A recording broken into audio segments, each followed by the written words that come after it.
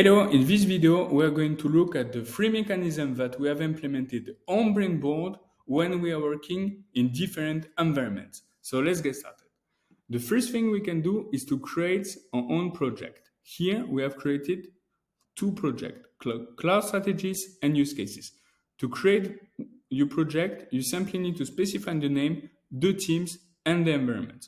Once we have created the project, we can go to the architecture selector.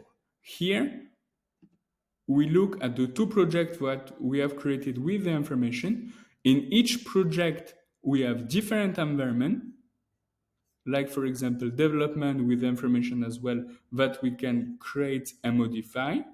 And here for each environment, we can create new architecture, sort the architecture by name, or simply delete this environment. Here, for example, if we look at the Azure V1 architecture, we have all the information with the tags. We can clone the architecture or simply create the templates. We have also implemented a tag strategy. Here, when you open the ID card and look at the tags, you see two kinds of tags, at the architecture level and at the environment level as well. When we look at the code, we actually see that for each resource, we have all the tags that are related with the environment and the architecture UID. Here, you have the different files. You have the main.tf, you have the output, you have the provider, the Terraform vars, the variables, and the locals. The second mechanism that we have implemented on Brainboard is the remote backend. Here, in the previous video, I showed you how to edit and how to set up your own remote backend, either for AWS S3, Azure Blob Storage, or Brainboard backend. Here, you can also specify the remote backend for the architecture with the AWS S3, the Azure Blob Storage, or the Brainboard backend.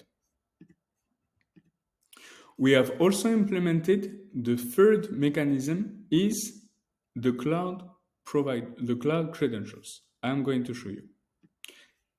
Here, for the cloud credentials, we can specify either for which project, environment, and architecture we have authorized to use these credentials. So here, let's say that I would like to set up the credentials only for this project. It's possible to do so.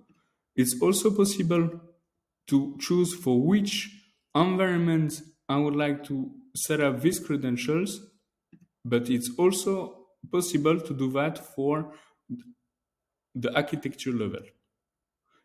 And so I showed you in this video the three mechanisms that we can use when we are working in different environments. I hope this video has been useful for you, and if you have any questions, I will be happy to help you. Have a nice day.